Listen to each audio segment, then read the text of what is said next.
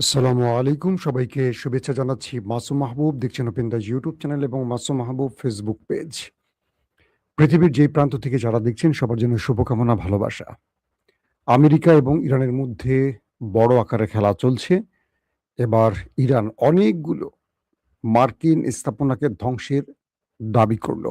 কোথায় কোথায় আক্রমণ করলো, কত সেনা নিহত করলো, সে বিষয়গুলো আপডেট দেব। পাশাপাশি বিশ্বকাপ মঞ্চে মেসিদের কান্নায় হৃদয় ভেঙে গেছে অনেকের, আবার অনেকের সুখে ঢুকঢুকি বাজছে। মেসিরা হেরে গেল আসলে কার পাপে? কিছু অ্যাজাম্পশন মূলক আপনাদের তথ্য দিতে চাই। সব মিলে আমরা খেলা এবং আমেরিকা ইরানের আপডেটগুলো আপনাদের দিতে চাই। প্রথমেই আমি খেলাধুলার প্রসঙ্গটি থেকে চলে যাব ইরান আমেরিকা প্রসঙ্গে। আপনারা শুনতে এবং দেখতে পাচ্ছেন ক্লিয়ার, আশা করি। প্রিয় দর্শক, কালকে বাংলাদেশ সময় রাত ১টায় যারা খেলা দেখছিলেন, ইরান বনাম আমেরিকা নাকি ইসরায়েল বনাম ফিলিস্তিন, কোনটা দেখছিলেন আপনারা? হ্যাঁ, বলা যায় যে আমেরিকা বনাম ইরান বা ইরান ইসরায়েল বনাম ফিলিস্তিন অনেকটা ম্যাচ আমাদের বাংলাদেশের জন্য এরকম হয়ে গেছে। কারণ আমরা একটু আবেগী জাতি তো, আমাদের কাছে আবেগটা প্রাধান্য পায়। এজন্য আমাদের বিবেক কাজ করে না, আবেগ কাজ করে। তবে কিছু বিষয় আমার ভালো লেগেছে। এক, এই বিজয়টি পাওয়ার কথা ছিল আর্জেন্টিনার, কিন্তু স্পেন পেয়েছে এবং ১২০ মিনিটের খেলায় পুরো আধিপত্য ছিল স্পেনের হাতে। আমার কাছে মনে হচ্ছিল স্পেন বনাম ব্রাজিল খেলছে, এটা আর্জেন্টিনা না।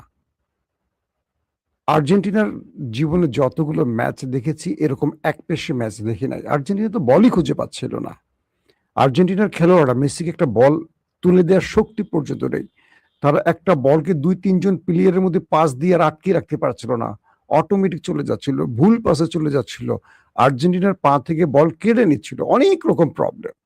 পুরো পৃথিবী দেখছে এই খেলাটা, এটা নিয়ে কোনো বক্তব্য দেওয়ার কিছু নাই। কিন্তু আসলে আর্জেন্টিনা হেরেছে কার পাপে, কার ভুলে? একটা বিশ্লেষণ আসতে পারে।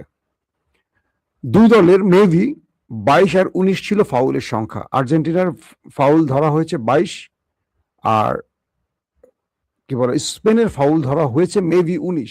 দু একটা সংখ্যা এদিক ওদিক হতে পারে। কিন্তু আর্জেন্টিনা পেয়েছে ৬টা হলুদ কার্ড, স্পেন একটিও পায়নি। ইভেন আর্জেন্টিনার কোচকেও হলুদ কার্ড দেওয়া হয়েছে।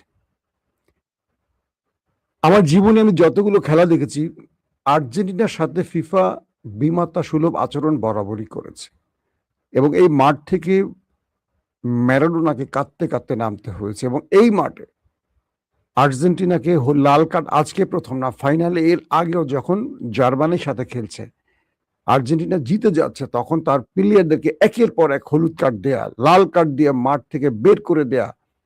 আবার আর্জেন্টিনা নিয়মিত ৪ জন ৫ জন একদম প্রথম একাদশের প্লেয়ারকে নামতে দেয়নি মাঠে।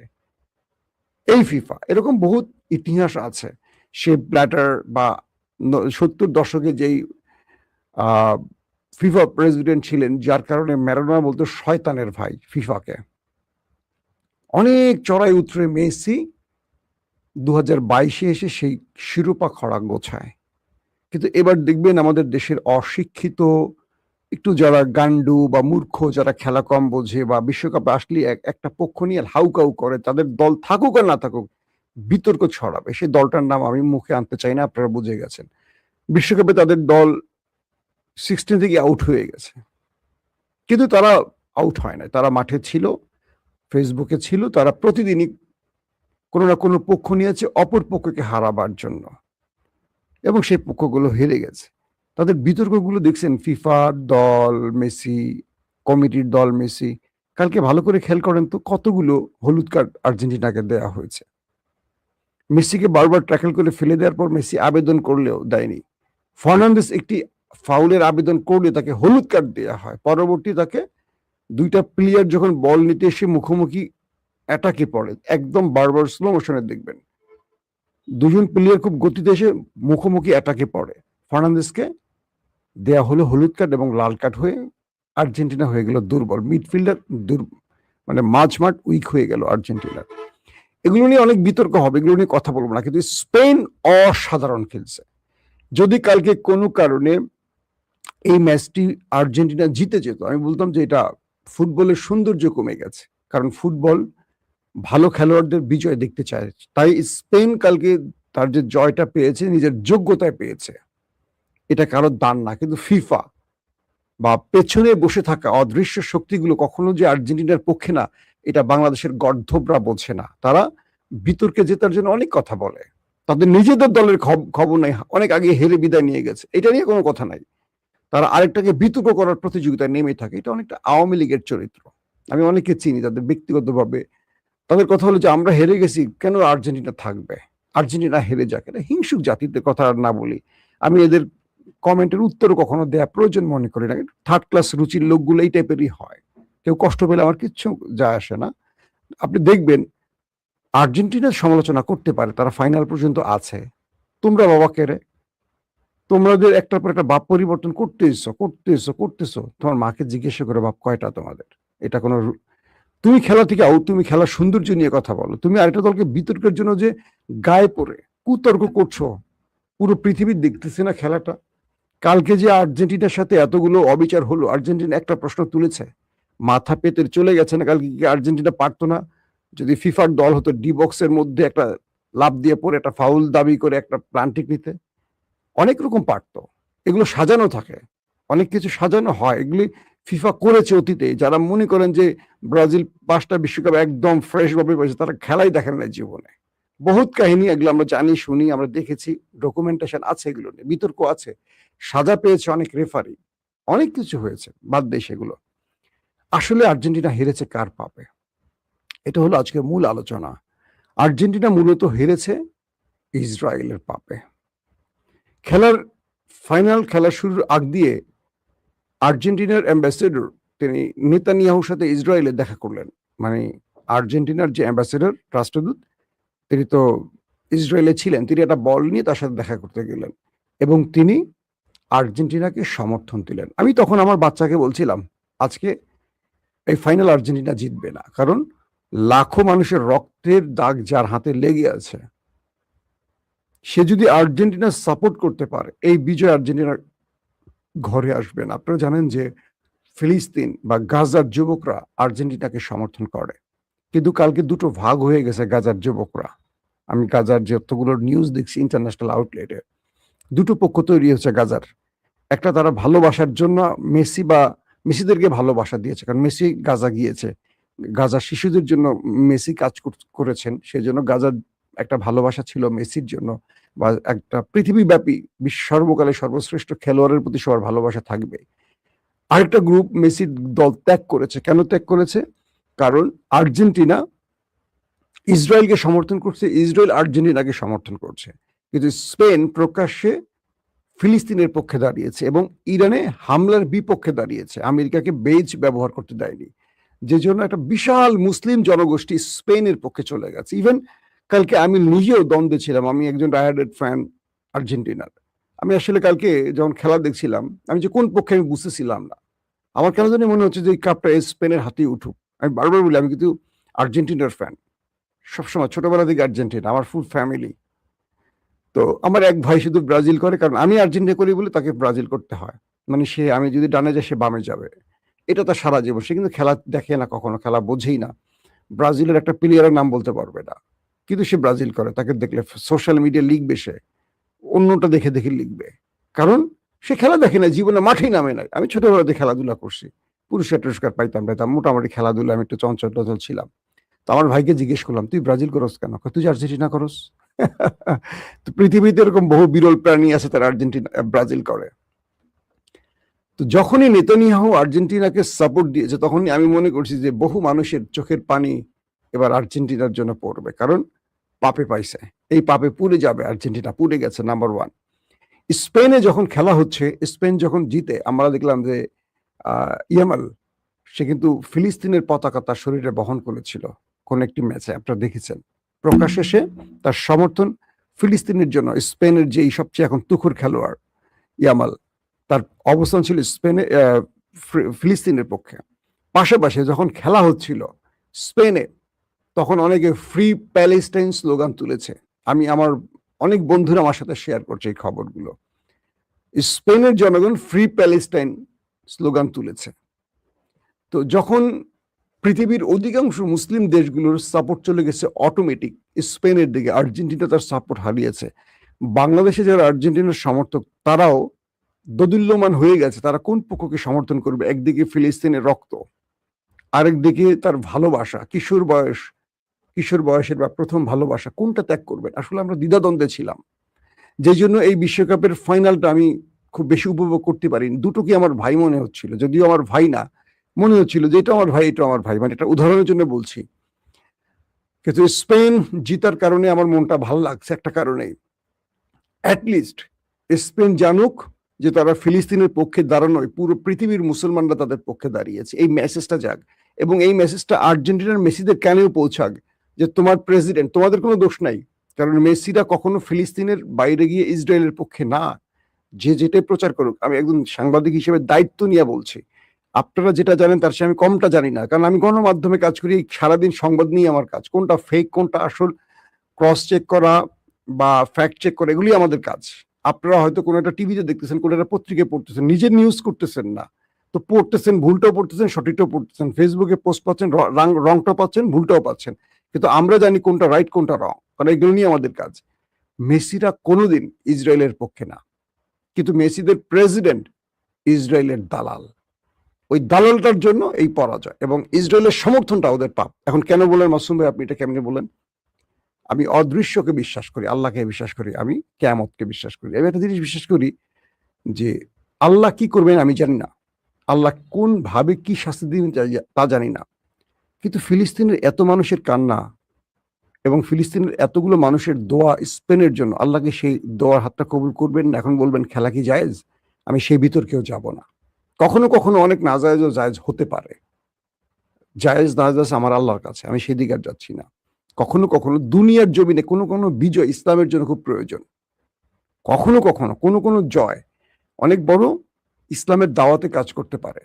সো আমি বিশ্বাস করি এই খেলায় পরাজয়টি হয়েছে আর্জেন্টিনার দুটো কারণে। এক, তাদের দেশের প্রেসিডেন্ট ইসরায়েলকে সমর্থন দিয়েছে। দুই, ইসরায়েল নেতানিয়াহু আর্জেন্টিনাকে সমর্থন দিয়েছে। একটা পাপ তাদেরকে শেষ করে দিয়েছে। তাই বিশ্বকাপ মঞ্চে আমরা আর্জেন্টিনাকে খেলতে দেখি নাই। আল্লাহ অদৃশ্যভাবে, আমার ধারণা থেকে বলছে, আল্লাহ অদৃশ্যভাবে তাদেরকে কি বলবো রোবট বানিয়ে দিয়েছে। তাদের মধ্যে খেলার কোনো শক্তি ছিল না, স্পেনের পাশে দাঁড়াতেই পারে নাই। কোনোদিন যারা আর্জেন্টিনার খেলা দেখেন, শুধু নিন্দুক সমালোচকরা বলেন আর্জেন্টিনা কি এত বাজে খেলে। কালকে দেখছেন আর্জেন্টিনাকে খেলতে মাঠে, এটা আর্জেন্টিনা, যে আর্জেন্টিনা হেরে গেল ম্যাচ তার দখলে রাখে। অতীতে এই মেসির হাত ধরে আরো 3 থেকে 4টা শিরোপার কাছাকাছি গিয়ে হেরে আসা, তো ফাইনালে উঠছে এই মেসির হাত ধরে 3বার বা 4বার।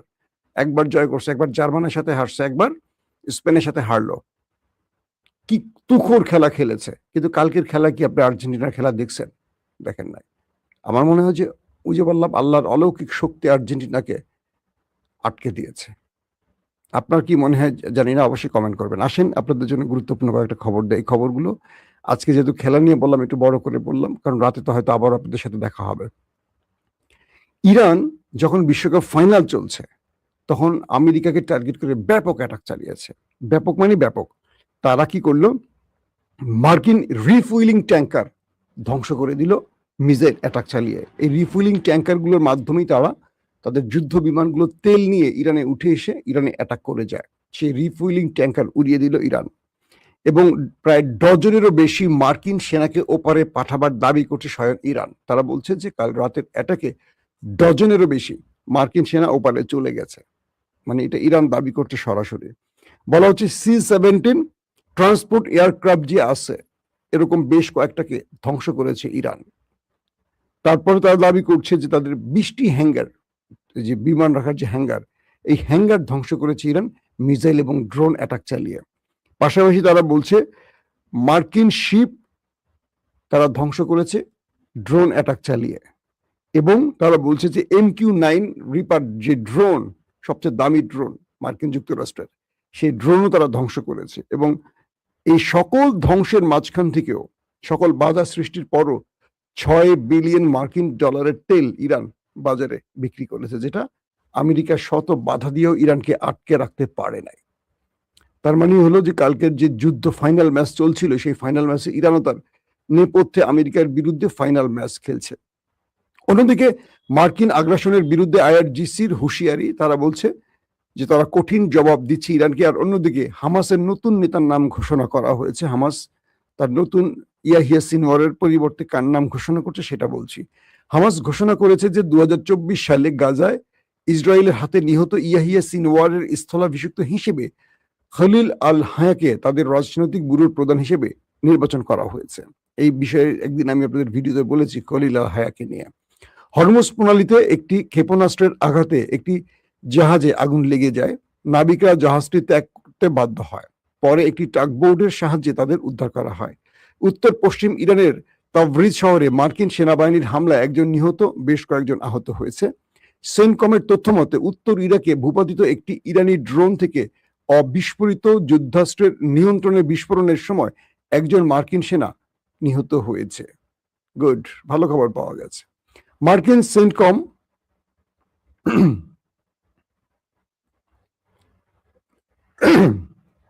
মার্কিন সেন্ট্রাল কমান্ড সেন্টকম তারা বলছে যে তারা পূর্ব সময় অর্থাৎ সন্ধ্যা 7টা থেকে ইরানের বিরুদ্ধে নতুন করে হামলা শুরু করেছে, যা টানা 9ম রাতের সামরিক অভিযান হিসেবে অভিষিক্ত হয়েছে।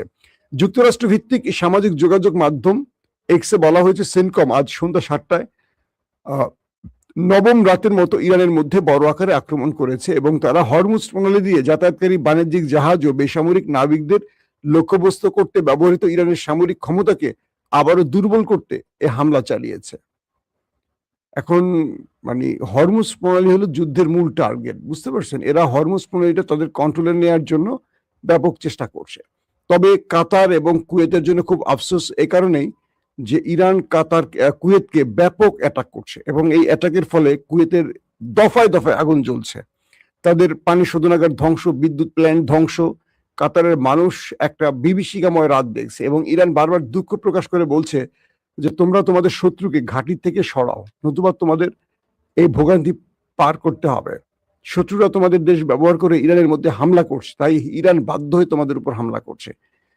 কুয়েতে বারবারই সাইরেন বাজছে, বারবারই হামলা হচ্ছে এবং কুয়েতের মধ্যে মার্কিন ঘাঁটি মোটামুটি একেবারে লন্ডভন্ড করে ফেলেছে ইরান। তাদের ভেতরে থাকা মার্কিন সেনারা, অর্থাৎ যে ঘাঁটিগুলো কুয়েতে আছে সেখানে মার্কিন সেনারা এখন রীতিমতো পালিয়ে বেড়াচ্ছে। আর ইরান একটার পর একটা টার্গেটে ঘাঁটির ভেতরে গুরুত্বপূর্ণ সামরিক স্থাপনাগুলোকে ধ্বংস করছে। বাহরাইন এবং জর্দানের অবস্থা একই চলছে। তো ইরানের এই রাতের অভিযানটি সত্যিকার অর্থে এক বাক্যে বলতে পারি বিশ্বকাপের ফাইনালের মতো ইরান একটি ফাইনাল ম্যাচ খেলেছে। বিদায় নিচ্ছি। আজ রাতে ইনশাআল্লাহ আবারও হাজির হব আপনাদের সামনে। সে পর্যন্ত প্রত্যেকে ভালো থাকবেন। আল্লাহ হাফেজ।